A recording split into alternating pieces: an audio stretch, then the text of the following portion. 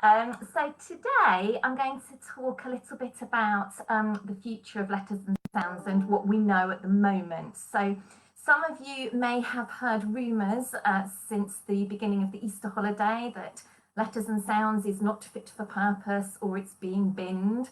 That's not quite the case. So what I have decided to do, because I've had lots and lots of inquiries from teachers and head teachers about what's happening, I've decided that it's easiest to do a video explaining all the information that we currently know.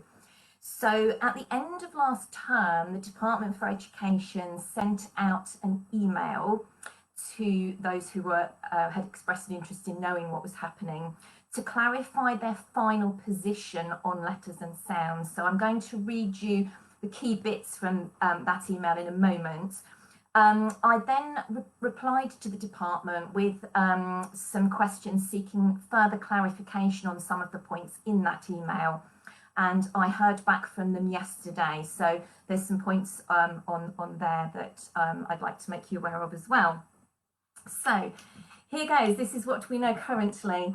So in the email that was sent to interested parties at the end of last term, it says, the 2007 Letters and Sounds Handbook, published under the previous government, has never been a full systematic synthetic phonics programme. For a number of years, effective teaching using letters and sounds has relied on schools themselves building a programme around the handbook.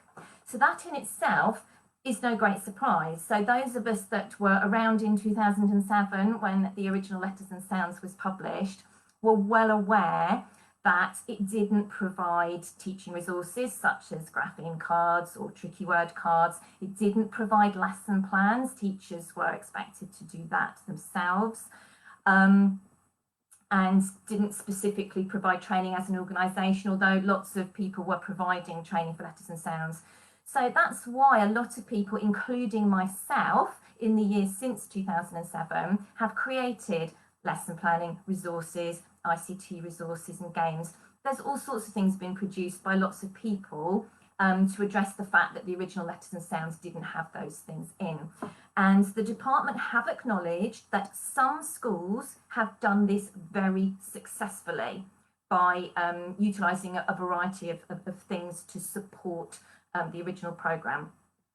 They then go on to say, the department considered a variety of options for the future of letters and sounds and had originally commissioned a full systematic synthetic phonics programme based on the 2007 Letters and Sounds Handbook.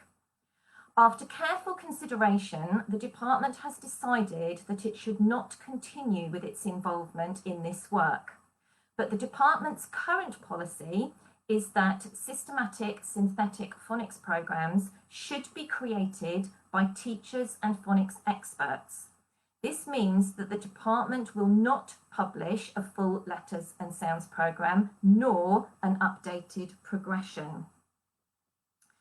Later on in the email, it says, we are aware that a large number of schools continue to use 2007 letters and sounds despite past incentives to move away from it. We would therefore like to encourage anyone interested in creating full SSP programmes based on 2007 Letters and Sounds to be tested at validation to do so. The department has launched a process to validate complete SSP programmes. Applications can be submitted now, and a small panel with relevant expertise will review applications in June 2021, November 2021, and March 2022. Schools wanting or needing to improve their practice in phonics teaching will then be strongly encouraged to use a full SSP programme from the resulting validated list, which will be published on gov.uk. So, having received further clarification, the department have said in their recent email, it will not be mandatory that schools use a commercial SSP programme.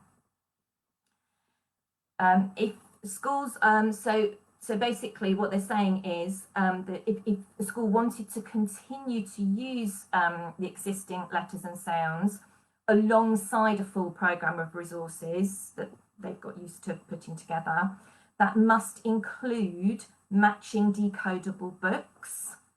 Schools should check that the approach taken is sustainable and works for all children, including the most disadvantaged.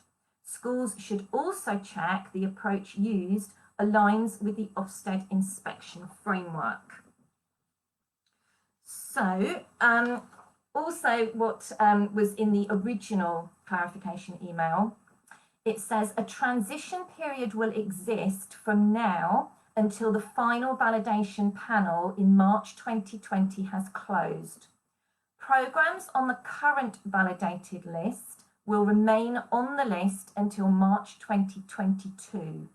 Any programme that has not been validated by this time will be removed from the list. So letters and sounds is on the current validated list. So I have contacted the department for further clarification on a couple of points that came on yesterday's email. I have also contacted Ofsted for clarification on some specific points related to this announcement. So I'm planning, when I hear back from the department and Ofsted, to make maybe one more video, maybe two more videos, to give you the information that you need when I hear back from them. I would strongly suggest that you don't rush into making any decisions at the moment. So we've still got a little bit more information that I want to get back from the department and from Ofsted. If you are thinking that you might need or want in the future to use a fully validated SSP programme, and that is your choice because it's not mandatory to do so, then I personally wouldn't necessarily rush into things that are validated in the first round in June this year, because that's likely to be the things that are already out there. I have a very strong hunch that there's going to be a lot of things being written and created in the next 12 months because of this announcement.